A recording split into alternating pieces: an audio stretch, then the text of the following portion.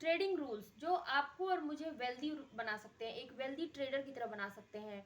जैसे एक ऑपरेटर सोचते हैं या फिर जैसे एक बड़े इंस्टीट्यूशंस वर्क करते हैं, अगर वो 10 रूल्स हम लोग फॉलो करते हैं तो हम लोग भी एक वेल्दी ट्रेडर जरूर बनेंगे। पहला रूल है पहला रूल है कि हम प्रॉफिट को ग्रो होने दें। प्रॉफिट को ग्रो होने दें, तुरंत अपनी लॉसेस को बुक ना कर लें कि नहीं भाई थोड़ा लॉस हो रहा है चलो इसे बुक करके दूसरे ट्रेड में जाए, फिर दूसरे ट्रेड में भी हम लॉस अगर आ गए तो फिर उसे भी बुक करें, फिर ऐसे नहीं चलता है। हम कोई ट्रेड अपने कन्विक्शन के बेस पे ले रहे हैं तो हम सबसे पहले उसे ग्रो होने दें, क्योंकि हम कभी भी कोई भी ट्रेड जब लेंगे तो टेक्निकल एनालिसिस उसका फंडामेंटल फाइनेंशियल चेक करके लेंगे, तो हम उसके गिर जाने पे कोई इतना पैनिक नहीं हो जाए, हम उसके प्रॉफिट में आने का, उसके प्रॉफिट को ग्रो करने का वेट करें। पहला ये रूल है। दूसरा है कि जो भी हम चार्ट देख रहे हैं ऑलवेज वे में हम उस पे हमेशा ये देखें कि सपोर्ट और रेजिस्टेंस कहाँ है, तब जाकर हम अपना ट्रेड एग्जीक्यूट करें। हड़बड़ाहट में या किसी फेक न्यूज या कोई एक फालतू न्यूज सुनने पर हम जाके अपना ट्रेड नहीं लेंगे। हम कभी भी अपने चार्ट पे सपोर्ट और रेजिस्टेंस देखेंगे, फिर हम जाके एक अपना वो करेंगे, अपना एक ट्रेड एग्जीक्यूट करेंगे पूरी कन्विक्शन के साथ कि yes it is the right place to trade. Third हमारा रूल है कि हम कभी भी ये नहीं सोचेंगे, थर्ड रूल यही है बस, कि हम कभी भी ये नहीं सोचने जाएं कि मुझे एक्सट्रीम पे ही बेचना है और बॉटम में ही खरीदना है। ये कभी किसी ट्रेडर के साथ नहीं हो सकता, किसी भी रिटेलर के साथ नहीं हो सकता कि हम ये सोचें कि नहीं मैं एकदम नीचे ही बाई करूंगा और एकदम एवब पे जाके सेल करूंगा, क्योंकि आप जब तक ये पता करेंगे तब तक मार्केट का मोमेंट चेंज हो जाएगा। और अपनी ग्रीड को अगर आप कंट्रोल नहीं रखेंगे कि यस मैं यहाँ आया, मैं यहाँ से मुझे 10% की प्रॉफिट हो रही है या 20 या 40 या 50, एक अप्रॉक्स एक अपनी टारगेट पे आप नहीं निकलेंगे तो फिर ये तो मार्केट है, ये कब कल अगले दिन क्या होगा ये कोई नहीं जानता है, किसी को नहीं पता है। प्रोबेबिलिटी गेम है, 99% प्रोबेबिलिटी गेम है हम जैसे रिटेलर्स के लिए। हम कितना भी चार्ट देख ले लेकिन हमें ये नहीं पता कि वो टारगेट कब तक जाके पूरा होगा, कौन सा सेक्टर किस दिन भागने वाला है। तो हम कभी ये नहीं सोचेंगे कि हम एक्सट्रीम पे ही खरीदेंगे और एक्सट्रीम पे ही बेचेंगे, एक्सट्रीम बॉटम पे खरीदेंगे और एक्सट्रीम टॉप पे जाकर हम बेचेंगे, ये कभी भी हमें नहीं सोचना है।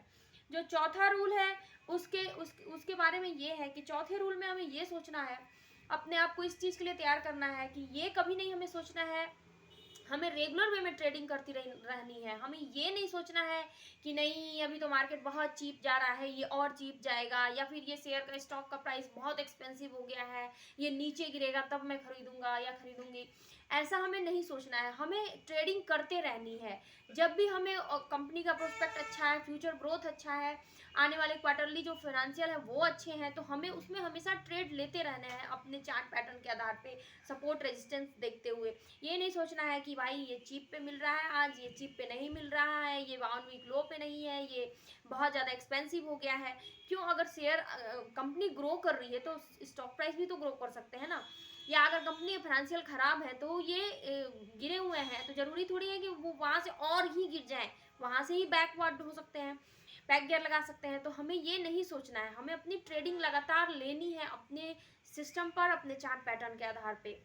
पांचवा रूल है कि हमें एक टाइम में बहुत सारे इंडिकेटर का यूज नहीं करना है कि मूविंग एवरेज भी यूज कर लिया, MACD भी यूज कर लिया, RSI भी यूज कर लिया, सिंपल मूविंग एवरेज भी यूज कर लिया, 20, 50, 100 सब लगा दिया, फिर से हम रॉब बुकर भी यूज कर लें। हमें हर तरह का इंडिकेटर वन टाइम में एक स्टॉक पार्टिकुलर के लिए नहीं यूज करना है।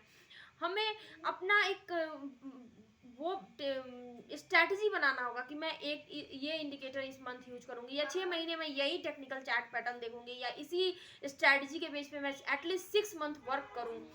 ये जब तक हम नहीं बनाएंगे ना तब तक हमें किसी भी ट्रेड में अपना एक जो कन्विक्शन होता है वो नहीं आएगा। हम कितना भी ट्रेड ले लेंगे हम उसमें सक्सेस नहीं कर पाएंगे। हमें हमेशा रहेगा कि शायद हमने गलत ट्रेड ले लिया है, या हमने वो जो एक खुद की जो अंदर की एक एक्सट्रीम पावर बोलती है ना कि हाँ नहीं ये सही ट्रेड है, ये टारगेट अचीव करेगी, हमें हमेशा कंफ्यूजन लगा रहेगा कि ये होगा कि नहीं होगा, ये होगा कि नहीं होगा। इसलिए हमेशा हमें अपना जो लेना है ट्रेड वो हर इंडिकेटर को देख के नहीं लेना है, हमें पार्टिकुलर अपनी कुछ स्ट्रैटेजीज रखनी है कि हाँ इस स्ट्रैटेजीज के बेस पे मैं ये ट्रेड एग्जीक्यूट करूँगा। छठा जो रूल है वो है कि हमें अगर हम कोई ट्रेड लेते हैं, पार्टिकुलर हमने कोई ट्रेड लिया और वो ट्रेड लॉस में चला गया तो इमीडिएट हमें उसे एवरेज नहीं करना है और हमें उसमें ज़्यादा एवरेज भी नहीं करना है। दोनों चीज़ हमें याद रखना है कि हमें इमीडिएट एवरेज नहीं करना है कि आज मैंने लिया कोई ट्रेड और वो 10 रुपया नीचे गिर गया।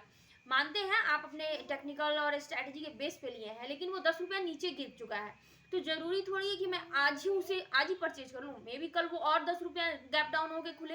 तो ये हमें रुकना है, हमें देखना है, एटलीस्ट देखना है कि वो शेयर, पार्टिकुलर शेयर 10% नीचे गिरा हो, तब हम एक बार उसे एवरेज कर लें।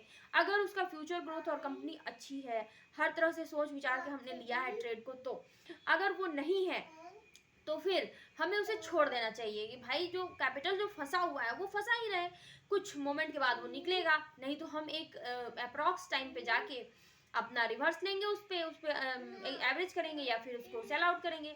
लेकिन तुरंत हमें ट्रेड लेने के बाद अगर सेल नीचे गिर जाती है तो तुरंत हमें एवरेज होकर अपना पूरा कैपिटल पार्टिकुलर एक ट्रेड में नहीं फंसा देना चाहिए, या इस लालच में नहीं आना चाहिए कि ये गिर गया है, ये कल भाग ही जाएगा, ये कल गैप अप खुलेगा। ऐसा नहीं होता। ये जरूरी नहीं कि हम जो सोचे वही होता है। मार्केट में मोस्ट ऑफ द टाइम वो होता है जो हम कभी सोचे ही नहीं होते हैं, इसलिए हमें ऐसा काम नहीं करना है। रूल नंबर 7 है कि हमें ढेर सारी बुक्स पढ़नी है। बस मार्केट की साइकोलॉजी को समझने के लिए हमें ढेर सारी बुक्स इसलिए पढ़नी है कि ताकि हम मार्केट की साइकोलॉजी को समझ सके कि मार्केट कैसे काम करता है, मार्केट में कोई फेक न्यूज कैसे फैलाया जाता है, रूमर्स कैसे फैलाए जाते हैं, रिटेलर को कैसे लूटा जाता है।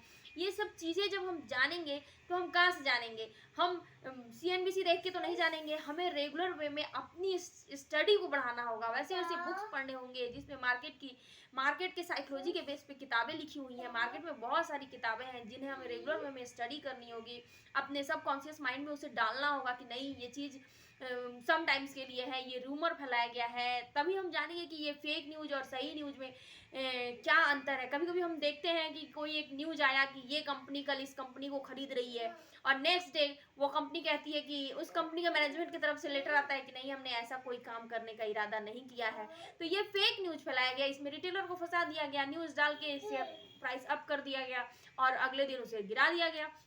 फंसा कौन? इसमें हम जैसे रिटेलर फंसते हैं। तो हमें कभी भी इन सब चीज़ों का डिफरेंस तब पता चलेगा जब हम रेगुलर वे में अपने मार्केट साइकोलॉजी को समझने के लिए अपनी जो रीडिंग कैपेसिटी है उसको बढ़ाएंगे। रूल नंबर 8 है कि हम ये सोचेंगे कि ट्रेड जो हम लिया है, भगवान जी आके इसे जो मैंने आज ट्रेड ले लिया इसको आप कर दीजिए, इसको प्रॉफिट में दे दीजिए, या मैं आशा करती हूँ कि ये जो ट्रेड मैंने लिया है ये पक्का प्रॉफिट देगा ही।